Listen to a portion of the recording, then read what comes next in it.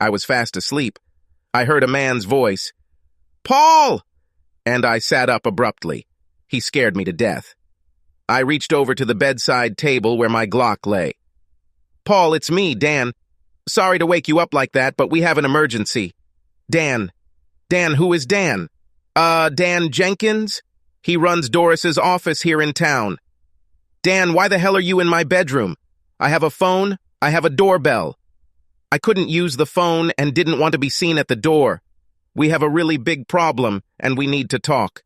"Dan, I only have one problem. Some idiot decided to wake me up. I looked at the alarm clock at 2:45 in the fucking morning. I regret it, but it could cost the senator his chance to become president. It's bigger than you or me. Dan, get out of my bedroom. Get out of my house.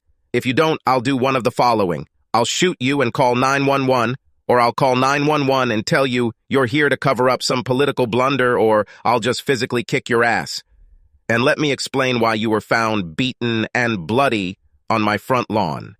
He took a couple of steps back, which was a tactical mistake, allowing me to draw my gun. I pointed it at him. Hey, wait a minute, don't shoot." "Dan, last chance. Turn around and run to the door. I probably won't shoot. You have 60 seconds to get out. If you don't, I'll kill you and tell 911 that I shot an intruder. Since you will be dead, you will have no arguments." But this, 55, 54, 53. For some reason, Dan decided that my wife's potential political career was worth less than his life and made a hasty retreat. I wondered how long it would take him to call her team and how long it would take her team to call me. I was coming to my senses. You know the difference between being awake but drooling and being able to string two thoughts together. A damn inconvenient time to start the day. But I got up, went to the toilet, then showered, just quickly rinsed off. I was drying myself, and then my phone rang. "Yes," I said without emotion. "Paul, this is John Schmidt, Senator." "John, I'll interrupt because I don't want to talk to you or your assistant or the Deputy Secretary of the Interior or the President or anyone else. If the senator you're talking about has a problem, she should call me directly." "I'm afraid this is impossible." "Oh my God, let me clarify. Was she hurt in any way?" "Well, not physically, but, you see, John, it was very nice to talk to you. If my wife wants to ask me something, let her call. If you would like to speak with me, please call my office and make an appointment. I think I'll have some time in 6 or 7 weeks." I passed out. In less time than it would have taken me to compose a text, my phone beeped, and I looked at the message from John. "Please do not allow the press to talk to you before you have spoken to the senator." It took me a little longer to answer. "John, you're dreaming. If my wife wants to talk to me before the press gets to me, then time is ticking. I'm not going to hide like some thief." Being the husband of a successful politician is an interesting role in life. I must say that my wife is an outstanding politician. She can speak in front of any audience and win them over to her side. Our state is truly purple when it goes one way in some elections and the other way in others. Doris Russell, my wife, was liked by the majority of voters not only in our state, but also nationally. There was serious talk that she could become a presidential candidate in this or the next election. I am the owner of a successful investment company. Right now, we are having great success raising money from various sources to fund startups. This is a high-risk investment, but I can predict success, at least often enough that buying our portfolio produces extraordinary returns. The downside, if there is one, is that I am tied to our offices and travel frequently to evaluate companies seeking our financial support. I'll say this. It is very difficult to maintain anything resembling a normal marriage when both parties are extremely successful. The possibility of children became the first casualty. In my opinion, they need parents who are involved in their young lives. I knew I wasn't up to the task, and Doris told me that if we had children, we would both have to take a step forward. We easily agreed that children were not our priority. The real challenge is maintaining any kind of partnership. You'd think that when she was elected as a senator and moved to Washington, D.C., it would be a big deal, but it wasn't. She could come home often to be with constituents, and I could go there for long weekends whenever I wanted. In any case, sometimes we didn't see each other for a week. We're both 38, got married at 25, and we're both on our way to success by then. Being able to talk to someone who doesn't judge you and is only seeking to understand is very important. It is equally important to give advice to someone who may be leaning in the wrong direction and in a way that is perceived as an attempt to help. And of course, there is the purely animal attraction, celebrating victories or forgetting defeats, aggressively between the sheets. This is another way to grow together. But now you're in your 30s, your work demands are increasing, and suddenly your body demands sleep, at least from time to time. Something has to give, and slowly but surely, it turns out to be a partnership. Doris and I swore to each other that we wouldn't let that happen, as if we can stop the rain. What really pissed me off was the nature of politics. If approximately 60% of people think something is bad, a good politician must learn to either agree or instead mumble something inaudibly. Over time, she tried to convince herself that this was better than that, even though I knew she thought just the opposite, and my advice was making her life more difficult. Although she agreed with me, she had to object because it was the right political move. We fundamentally disagreed. I believed her best political future was to be herself. She was told that her chances would be better if she took the right side on less important issues. Her manager, or whatever he called himself, began to gain more and more of her attention. The first big fight happened about 2 months ago when she accused me of trying to sabotage her because I didn't agree with one of John's shitty opinions. I told her that if she thought John was more on her side than I was, then we had a problem. Have you ever said something and really regretted it? She heeded my words and believed. I wanted her to understand that we were partners, and John was leading her astray, and she heard that we had problems. So this morning, when I was attacked by some idiot on her staff, I knew it was a tentacle from a conversation about how we were in trouble. I wasn't going to hear it from them, I was going to hear it from her. My phone rang, Doris's ringtone. "Good morning," I said, without meaning it. "Why is it so difficult with you?" "Doris, my instinct is to hang up." "What makes you think that it's difficult with me?" John told me. "Yeah. Now you'll tell me why John thinks it's difficult with me." Fuck John. Fine. You are right. I have a problem, and John convinced me that it would be better if he explained it. It's clear. Talking to me now?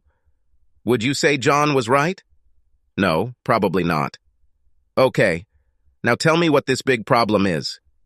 It wasn't like that between us. You know. She paused. Wanted confirmation? Not from me. We used to rely on each other. Now more often than not, John gives me the best advice.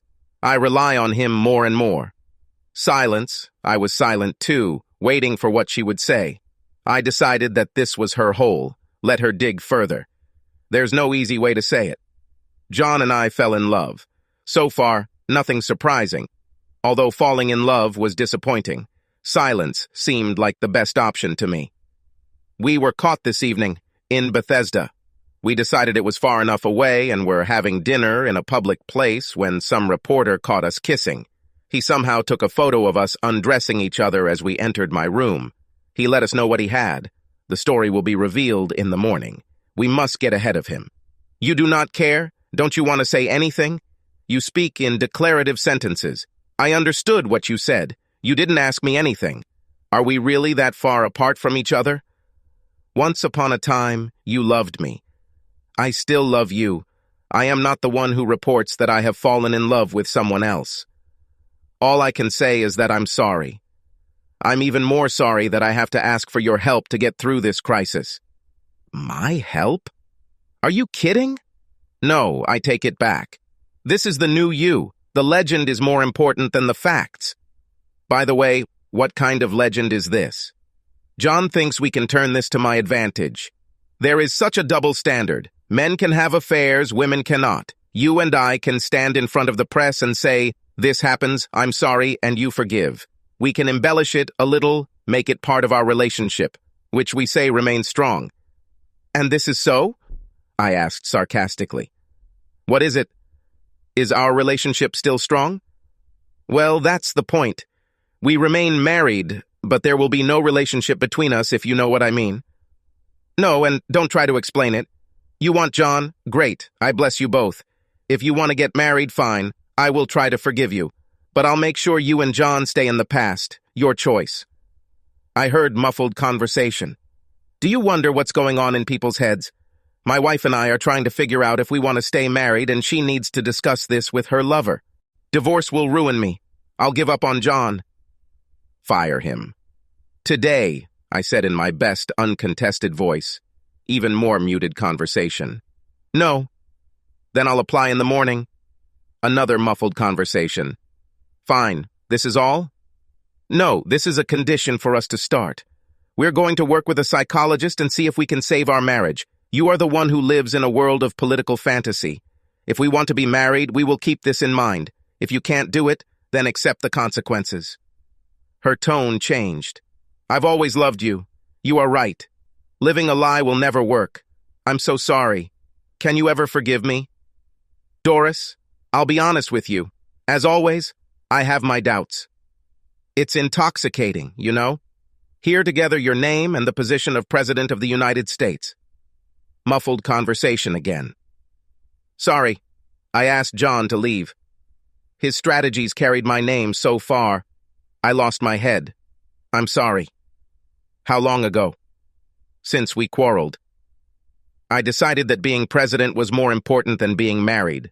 Obviously, one cannot be done without the other. This is a ringing confirmation. This is the best I can do now. Give me a chance. I convinced myself that everything was over between us, but it was wrong, and I knew it. John convinced me that I couldn't have the presidency and you, and he convinced me that I should actually let you go. As I said, these are his strategies. This is the delirium of a madman. As I told you from the very beginning, we talked a little. We agreed that she would fire John publicly. In the morning, well, morning for everyone else, it was still a little less than 4 o'clock in the morning. She will say that they made a mistake and her marriage is too important to her. She also said that she and I would be speaking to the press within the next week. All the morning news ended with Doris and John groping each other outside her hotel room. This was great political news. Within the next hour, it was announced that Senator Russell would make a public announcement at 9 a.m. Doris came out dressed professionally and said she would read a prepared statement and then answer questions. Last night I made a big mistake, which I now regret. My campaign manager and I became too close, and we let it slip out of our control. My political career is important. My marriage is more important. This morning I fired the head of my company. I also spoke with my husband, offered him my deepest apologies, and we agreed to do everything we could to restore our wonderful marriage. We will speak to you in the coming days. I will answer your questions. How long did this affair last? It was not a novel. This was a one-time mistake. Why fire John Schmidt? Even though the mistake was mine, John and I crossed the line. That happens. I'm not proud of it, but I'm not alone either. When you make a mistake, you need to prove that you won't make the same mistake. This meant that John and I had to separate. So, don't you trust yourself? Yes, I trust myself. At this point, my husband has legitimate reasons to doubt me. One way to prove to him that it was a mistake is to fire John, Mr. Schmidt. He is an extraordinary talent. He will get on his feet. The questions continued. She handled them well. They became less and less sharp. It was clear that she was winning over the audience. It was Wednesday morning. I needed to work. We needed to work. We have decided that our public announcement will be made on Monday morning. I pushed for Friday, but it's a bad day for the news cycle. You looked good at the morning interview. With a good follow-up interview, I think you'll be fine. I hope so. I worked so hard, she replied. Find us a consultant in Washington. I will be there as often as necessary. Fine. I will also work on our application. The application seemed more important to her than the consultant. Perhaps this is natural, since she is probably competing for the main prize in the world. Can I make my own? My question was more of a test than a sincere desire. I'd prefer it polished, if you don't mind. Will you do it yourself? By using. You know, I'm surrounded by word merchants. When will you appear in the city? I have a busy week. I don't think I can get there before Monday morning. Why don't you schedule a press conference for noon?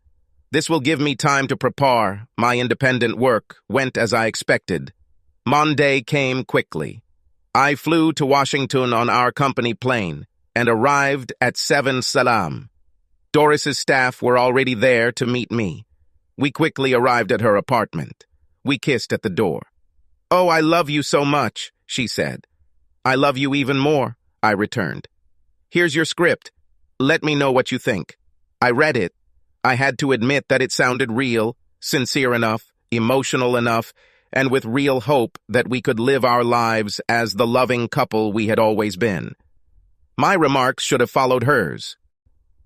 Good afternoon. Today I brought my husband of 13 years to report on our progress since last week. I'm glad to say we have a strong marriage that can overcome my indiscretions. We will be seeing a counselor twice a week for a while until we figure out everything we need to do to repair our relationship. She talked about it for a long time. She explained her mistake and how she repented. It was very impressive. After almost 10 minutes, she asked me to say a few words. Unfortunately, for our presentation today, I did a little homework myself. I regularly use private investigators to make sure startups are what they say they are. I organized discreet surveillance of the senator and her lover. She could fire him, but he remained her lover. He snuck into her apartment after midnight on Thursday, or rather, on Friday morning.